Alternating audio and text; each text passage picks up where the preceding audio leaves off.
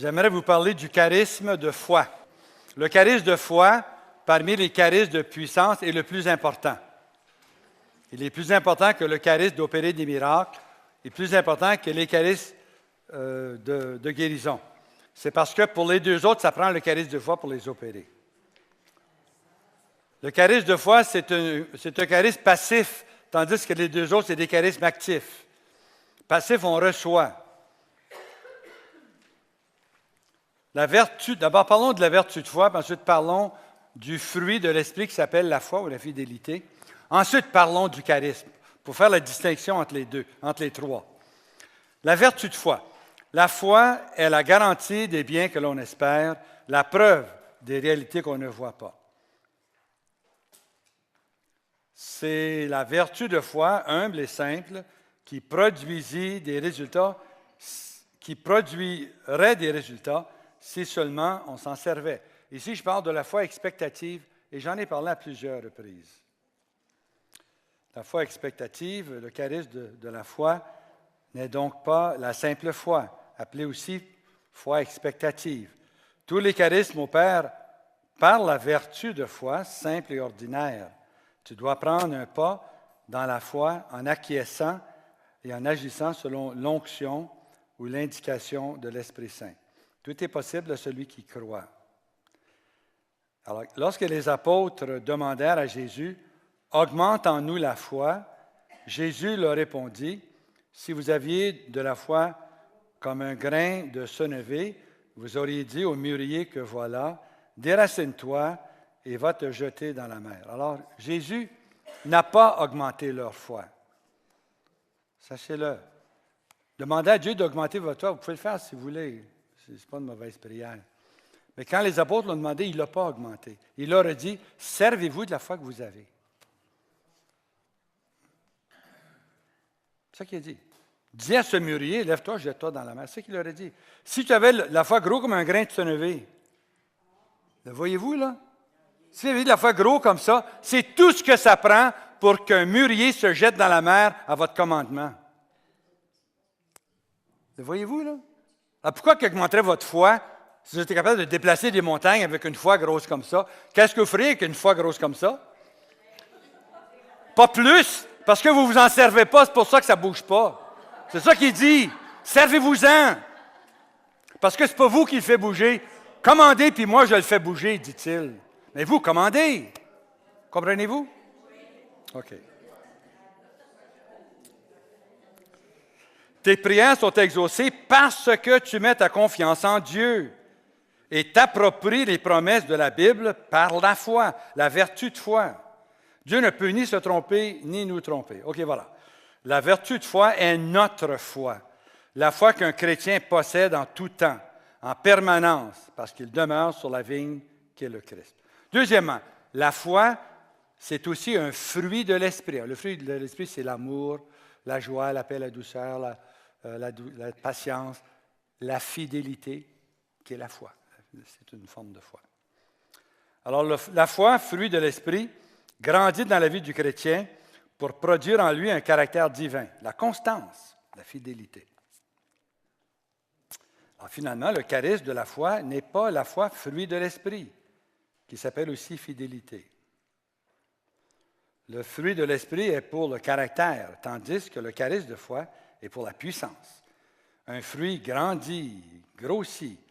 Celui qui accepte et pratique la vertu de foi se voit devenir de plus en plus solide avec le temps par la grâce de l'Esprit Saint. Il est de moins en moins branlant, changeant.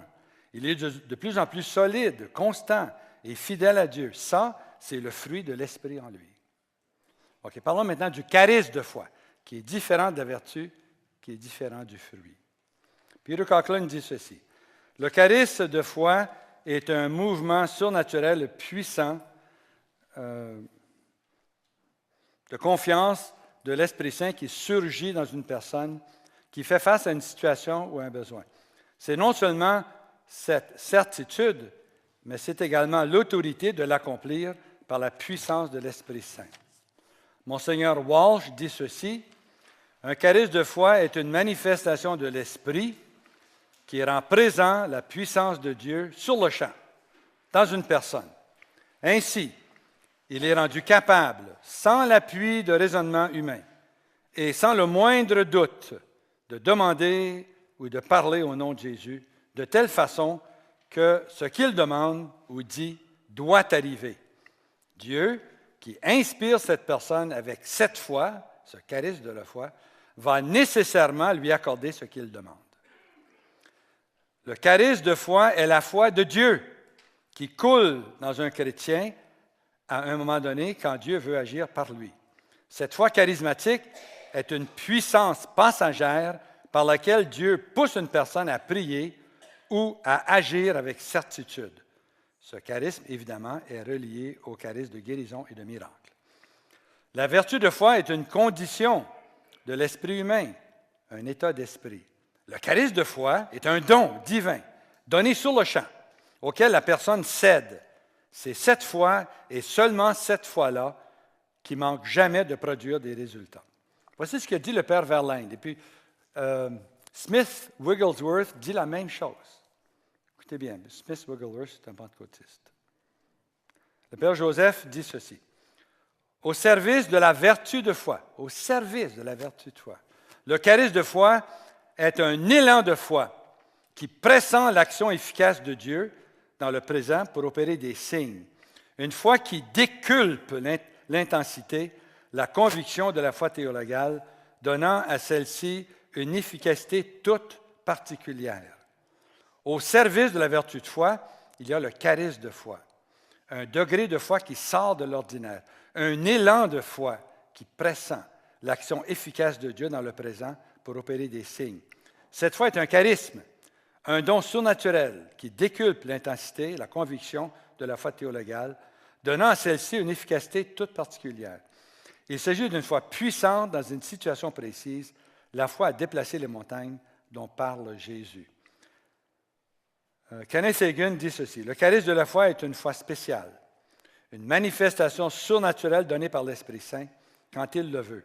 À ce moment, le croyant reçoit la puissance de croire à tel point que le Seigneur honore sa parole comme la sienne et obtient miraculeusement le résultat désiré. Il reçoit un miracle. Il ne cause pas un miracle, ça c'est le don d'opérer des miracles, il reçoit un miracle. Le charisme de la foi diffère du charisme d'opérer des miracles en ceci. Le premier est passif, ça c'est le charisme de foi, il reçoit le miracle, tandis que le second est actif, il produit le miracle. Par exemple, dans la barque, durant une tempête à tout rompre, Jésus dormait. Qu'est-ce qu'il faisait là, dormir dans une tempête? La furie de l'orage ne l'intimidait pas du tout, au point que même son sommeil n'en a pas été dérangé. Ça, c'était une illustration du charisme de foi. Il recevait un miracle. Puis quand les siens l'ont appelé au secours, il a menacé le vent et les vagues se sont calmées immédiatement. Ça, c'est un miracle qu'il a opéré. C'est deux choses différentes. Avant son baptême au Jourdain, Jésus, comme homme, ne pouvait pas guérir les malades, chasser les démons, ressusciter les morts. Après que l'Esprit Saint est venu sur lui au Jourdain, Jésus, comme homme, le pouvait, et il l'a fait abondamment. Jésus est venu nous montrer comment vivre comme un enfant de Dieu. Dans le Nouveau Testament, Jésus, avant de ressusciter Lazare, dit ceci, « Père, je te rends grâce de m'avoir écouté.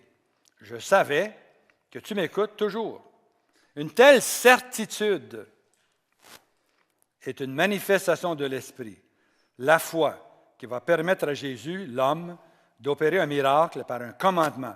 Lazare vient dehors. Puisque Jésus avait reçu l'Esprit sans mesure, tous les charismes opéraient constamment au maximum en lui.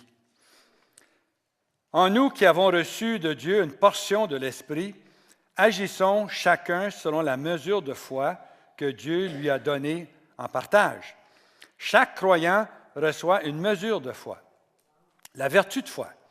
Jésus enseigne qu'à certains moments, la vertu de foi, par l'action de l'Esprit Saint, est surélevée en charisme de foi, qui obtient coup sur coup le miracle désiré et demandé. Nous savons que le Seigneur veille sur sa parole pour l'exécuter. Jésus a toujours admiré et récompensé la foi des gens qu'il rencontrait. le centurion, la cananéenne. Jésus nous enseigne à mettre en pratique notre foi, si petite soit-elle, par la déclaration de foi.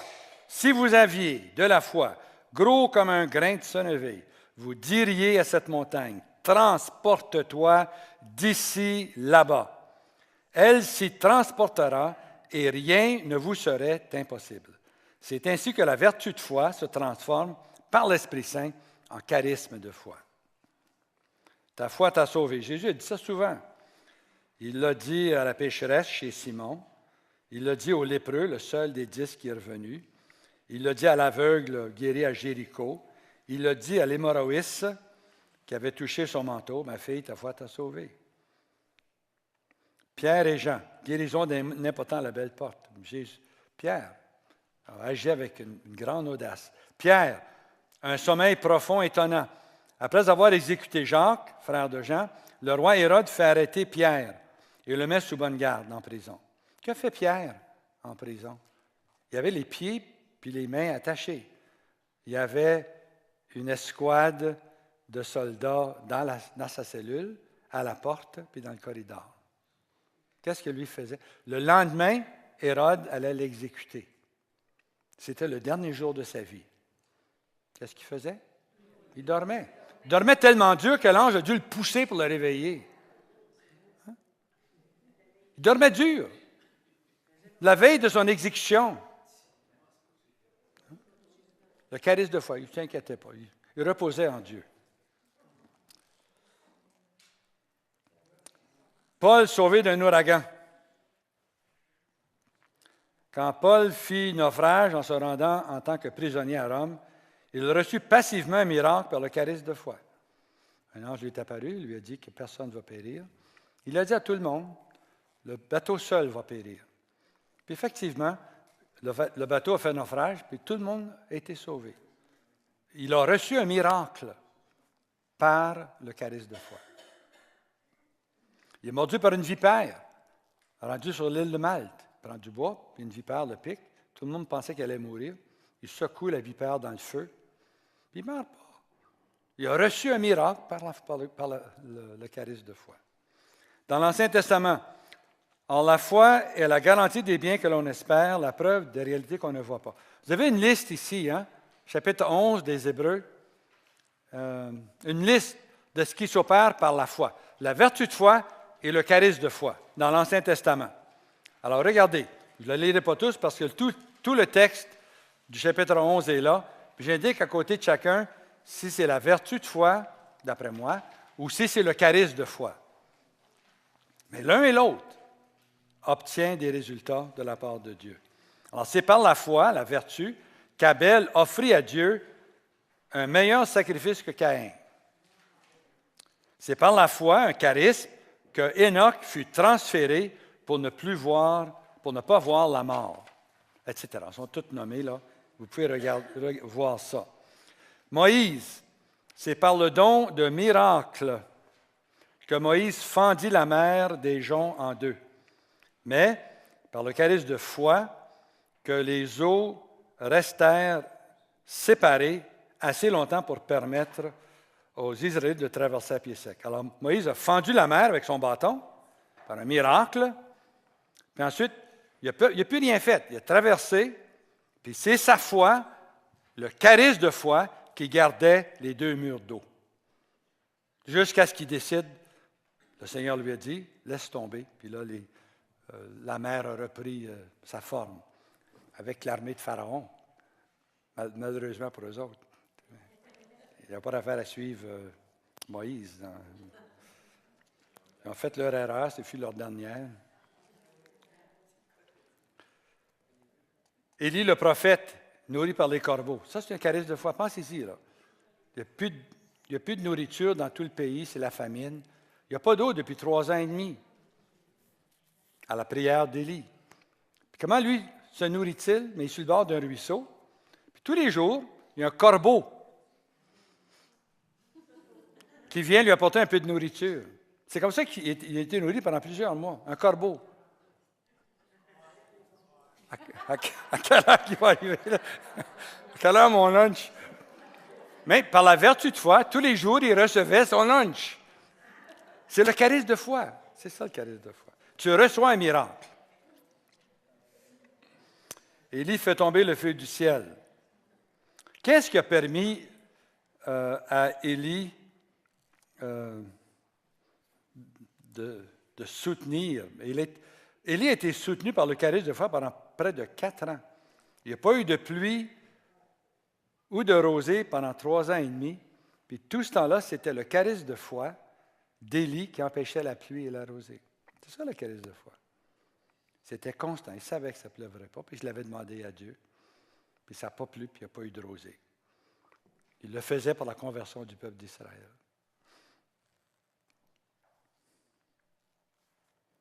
Daniel dans la fosse aux lions. Qu'est-ce qu'il a fait au juste, Daniel? Il n'a rien fait, sauf sa foi, la vertu de foi. On l'a jeté au lion pour une raison banale. C'était des gens qui voulaient se débarrasser de lui. Il le jette dans une fosse aux lions. Des lions affamés. Puis lui, parmi les lions, là, il s'assied à terre, il s'endort. Puis là, les lions rôdent autour de lui pendant qu'il dort. Jusqu'au lendemain matin. C'est ça le charisme de foi. C'est ça le charisme de foi. Tu obtiens un miracle. Tu ne fais rien. Tu l'obtiens par ta foi. Ils n'ont rien fait contre lui. Ensuite, quand ceux qui l'ont jeté dans la fosse aux lions, quand lui est sorti de la fosse aux lions, le roi, il a pris ceux qui l'avaient fait mettre là, puis eux sont allés dans la fosse aux lions. Eux n'avaient pas le charisme de foi. Eux, ils sont devenus le lunch des lions. Immédiatement, hein? La différence entre ceux qui ont le charisme de foi et ceux qui ne l'ont pas. Alors, l'utilité. D'abord, les martyrs. Qu'est-ce qui soutient les martyrs? Qu'est-ce que soutenu Jean de Brébeuf? C'est le charisme de foi. Ça te permet d'obtenir un miracle. Tu obtiens un miracle. C'est un miracle qui a survécu pendant si longtemps, les tortures qu'on y a faites. Ce n'est pas possible, les choses qu'on y a faites. Il endurait, sans dire un mot. Puis, au début du christianisme, ce miracle, par le charisme de foi, de ces gens jetés aux lions, aux panthères, aux ours, brûlés comme des chandelles le soir au forum, c'était le charisme de foi qui les soutenait. Ils chantaient les louanges de Dieu pendant que le feu les brûlait, pendant que les lions sautaient sur eux autres. Ils louaient le Seigneur. C'est le charisme de foi qui fait ça. Au moment opportun, Dieu nous donne ce qu'on a de besoin. Puis eux l'accueillaient, c'était des enfants de Dieu. L'Empire romain s'est converti, entre autres, en voyant les martyrs, la force extraordinairement grande qu'avait un enfant de Dieu. Contre le danger. Pendant un danger, un chrétien, par le charisme de foi, demeure calme, sûr de lui-même, courageux, à un niveau surnaturel, d'une façon soutenue et continue. Pour prendre des décisions inspirées. Lorsque le Seigneur inspire un projet osé, il donne le charisme de foi à celui qui l'a choisi pour le mener à terme, sans lequel la prudence ordinaire l'aurait poussé à abandonner.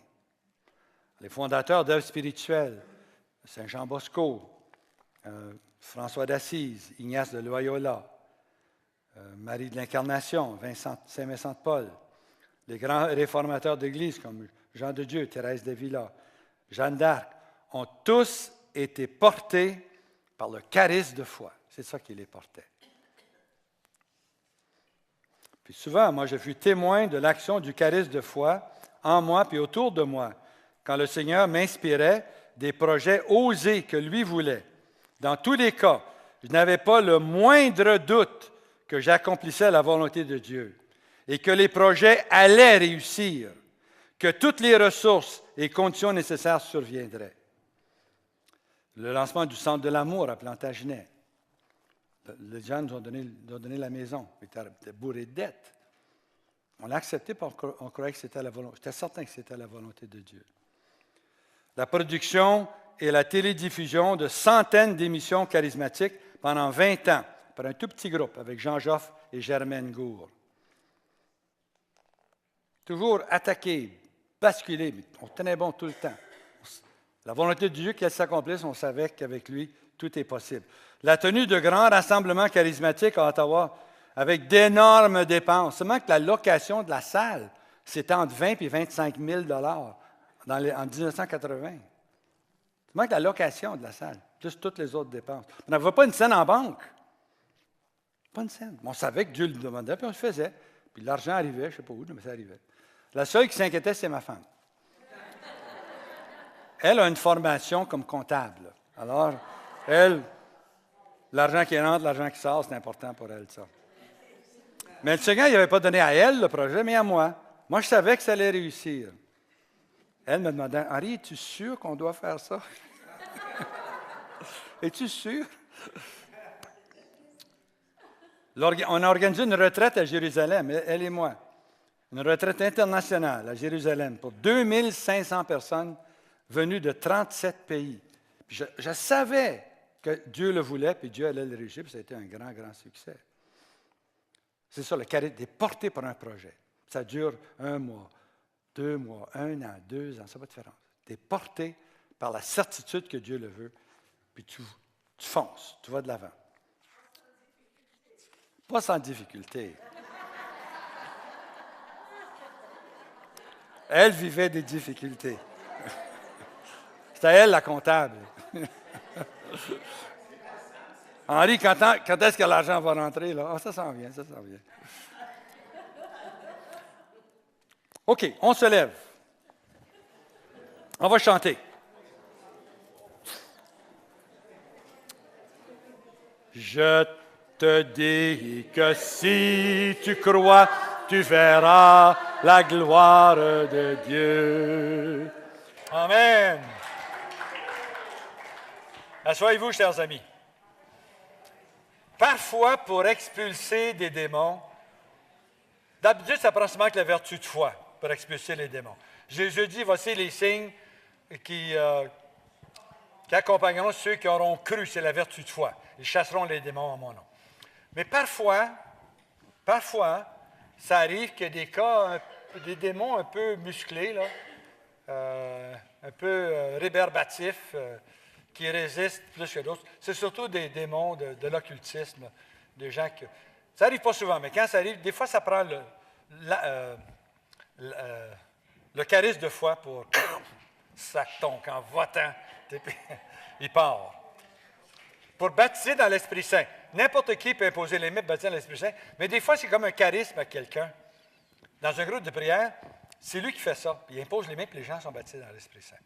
Parce qu'il y a un charisme de foi face à ce ministère-là.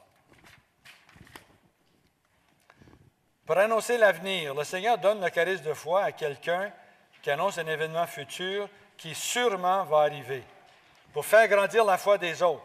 Le charisme de foi, dit le Père Verlaine, c'est ça que je cherchais tantôt, je pense. On va voir. Le charisme de foi est donné pour faire grandir la vertu de foi chez les autres. Joseph Verlaine.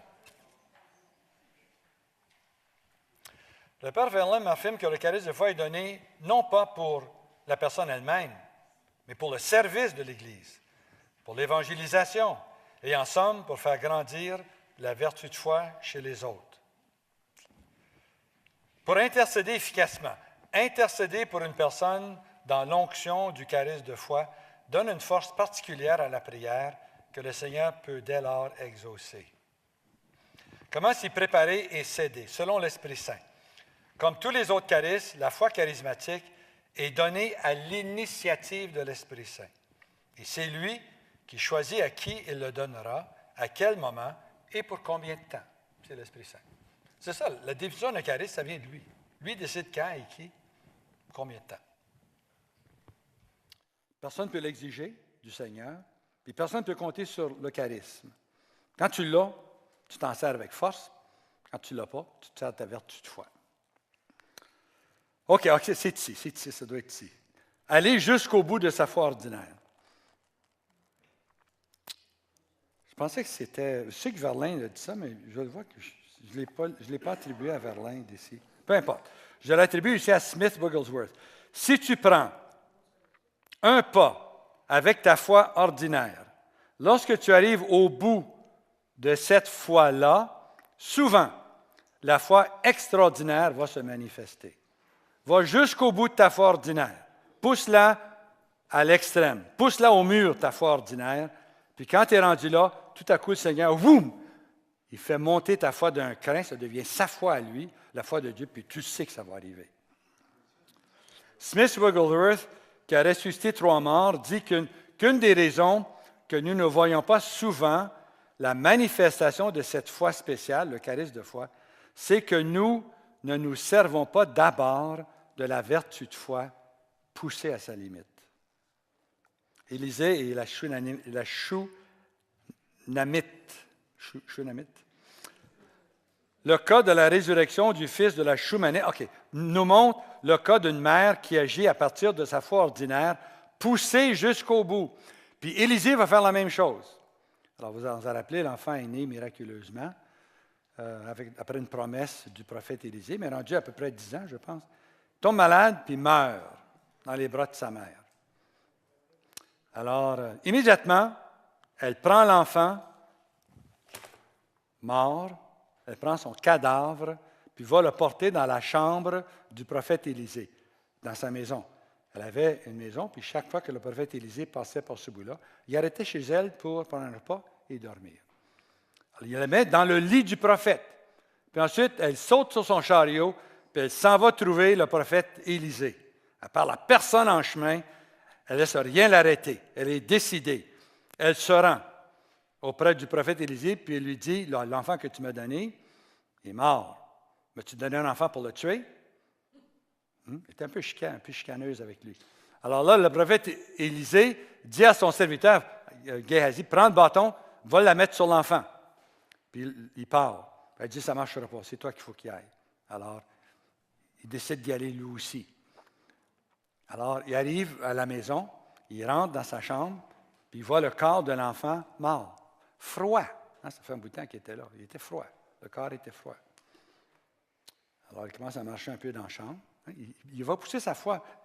Sa vertu de foi, il va la pousser jusqu'au bout, avant d'avoir un résultat. Il se promène, puis là, il se couche sur l'enfant, s'étend sur lui, pour que la chaleur de son corps rentre dans son corps. Il pensait que c'était la façon de faire.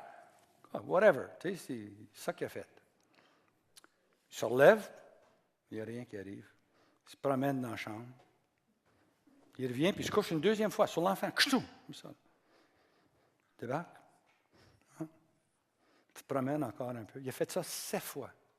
Vous avez entendu, là? Il a fait ça 7 fois. À la 6e fois, le corps de l'enfant s'est réchauffé.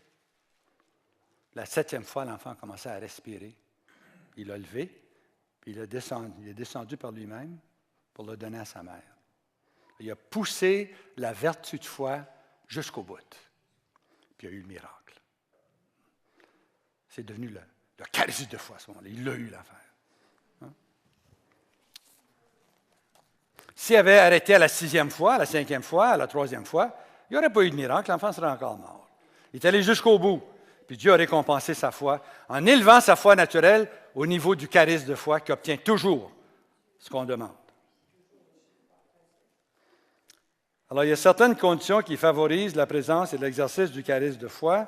Vous lirez ça avec beaucoup d'attention. En fait, je vais le lire avec vous. Les amitiés dans la foi sont le meilleur terrain possible pour être sécurisés dans l'exercice du charisme de la foi et des autres charismes, à cause du discernement, des confirmations, des encouragements et des prières des autres. Des amis dans la foi, c'est un de nos plus grands trésors. On n'est pas des îles, on est une Église, on est une communauté. On a besoin les uns des autres. Puis les forces des uns viennent compenser pour les faiblesses des autres. Puis ensemble, on peut s'aider. Quand quelqu'un tombe, on peut le relever. Et puis ensemble, nos charismes vont grandir parce qu'on est une communauté croyante. Une foi vivante où tes décisions de tous les jours, tes choix et ta motivation sont guidés par la vertu de foi et les dons de sagesse, de science et d'intelligence. Un engagement à travailler pour et avec Dieu, ainsi qu'à l'extension de son royaume.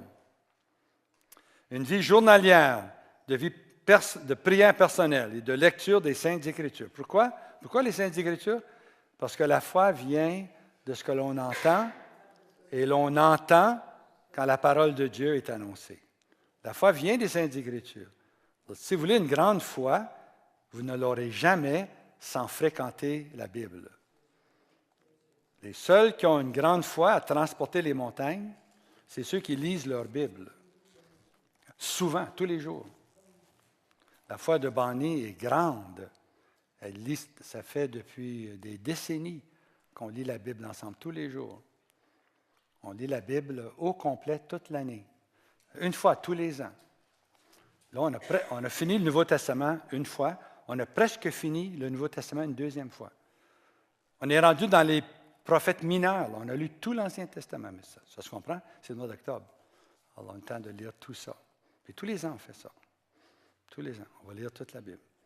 Puis ensuite, ça, c'est seulement dans notre temps de prière ensemble. Ensuite, chacun dans notre temps de prière séparé, on lit la Bible aussi.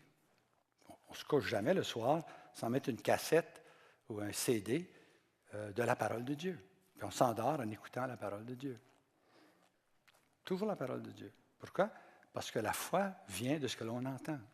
C'est la parole de Dieu qui nous le dit. Voulez-vous une grande foi? Exposez-vous à la sainte parole de Dieu. Là, votre foi va grandir. Mais il dit, je ne comprends pas la Bible, je ne comprends pas ce qu'il lit. Et Bonnie non plus, ne comprenait pas au début. C'est pas qu'on lit ça. Elle a persévéré, puis maintenant, elle comprend. L'Esprit Saint lui a montré ce que ça voulait dire. Elle a persévéré, puis elle comprend. On comprend les Saintes Écritures par celui qui l'a inspiré, l'Esprit Saint. En persévérant. On ne lit pas la Bible pour la comprendre. Ce n'est pas une activité rationnelle, lire la Bible. Ça l'est rationnel, mais ce n'est pas pour ça qu'on la lit. On lit la Bible pour passer du temps avec le Seigneur. C'est pour ça qu'on lit la Bible.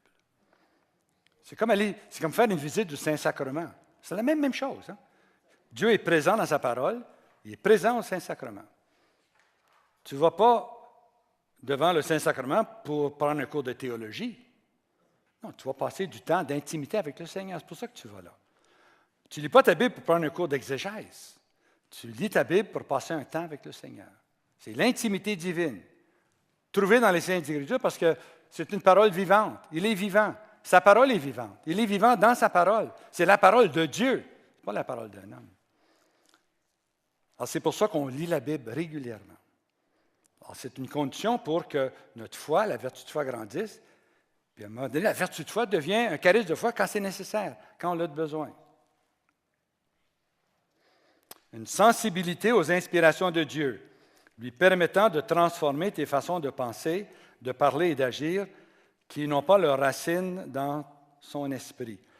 Après avoir persévéré un temps dans une telle vie, tu remarqueras les interventions précises de Dieu, non seulement dans ta vie, mais dans la vie des autres avec qui tu es associé. Quand on a des amis chrétiens, puis qu'on se rend compte, qu'est-ce qu'on va se parler? On va parler des merveilles du Seigneur. On va se parler des merveilles du Seigneur. Une fois, j'étais allé visiter mon ami Fernand Brown avec Bonnie. Puis on s'est couché, on est arrivé tard. Le lendemain matin, on se lève pour le déjeuner. Puis on a chacun porté notre Bible au déjeuner. Puis on parlait des Écritures et puis des merveilles du Seigneur. Et puis, à un moment donné, André, son épouse, il dit, écoutez, il faudrait tasser un peu vos Bibles parce que c'est l'heure du dîner. On avait été là tout le matin à parler des Saintes Écritures.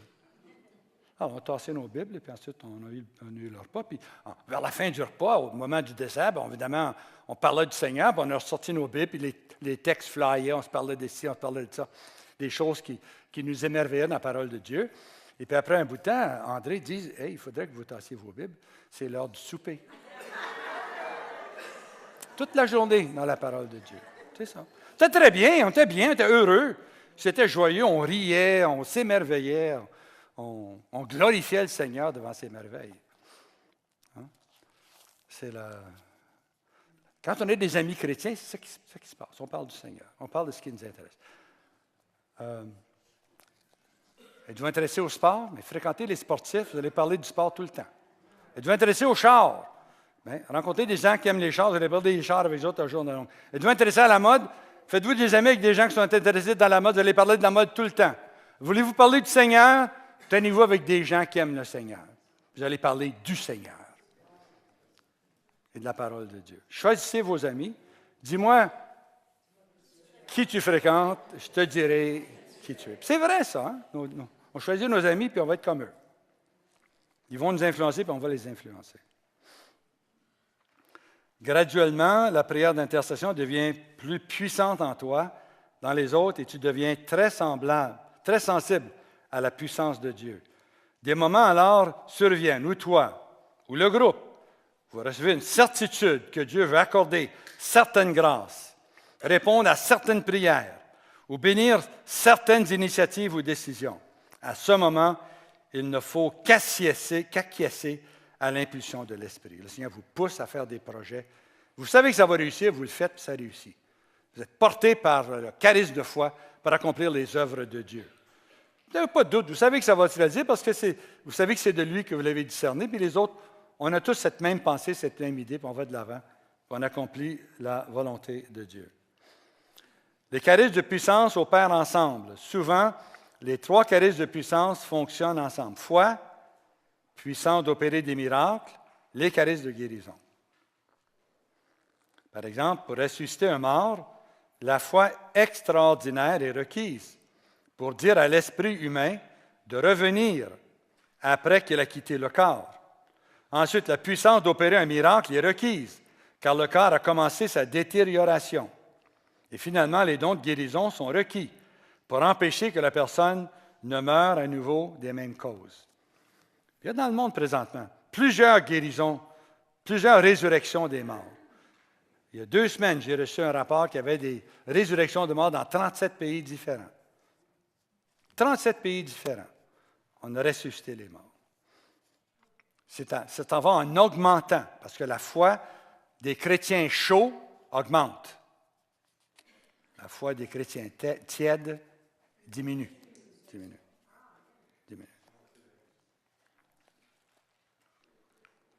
Alors, en ayant des amis, on peut ensemble alimenter notre foi, la faire grandir. Et plus on vit des projets à partir de notre foi, inspirés par Dieu, puis notre foi grandit encore. Chaque fois, elle grandit. Elle devient de plus en plus forte.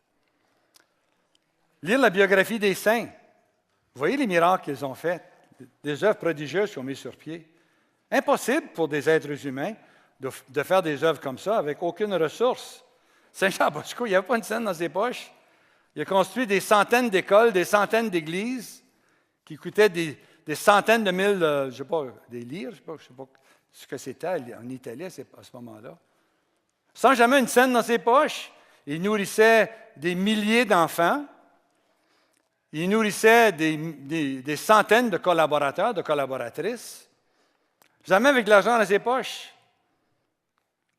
Qui payait pour tout ça, vous pensez? Le bon Dieu.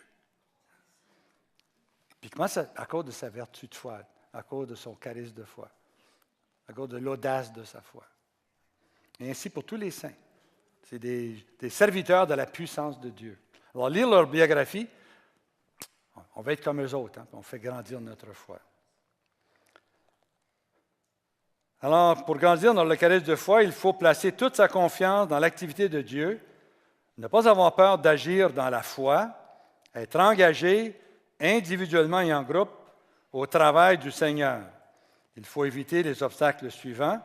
La tentation de refuser de se servir de moyens humains à cause d'une mentalité que Dieu va s'en occuper. Par erreur, croire qu'une motivation humaine est l'expression d'une certitude de Dieu, ça c'est un obstacle. Prendre des décisions tout à fait irresponsables qui n'ont rien à voir avec la foi. Puis faire d'avoir la foi un panacée pour tous les problèmes et difficultés et s'en servir comme excuse à la procrastination, refusant de trouver des solutions pratiques.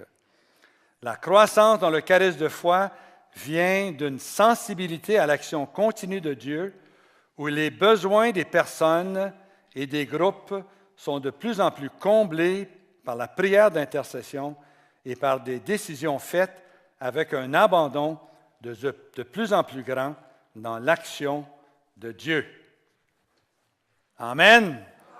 Alléluia.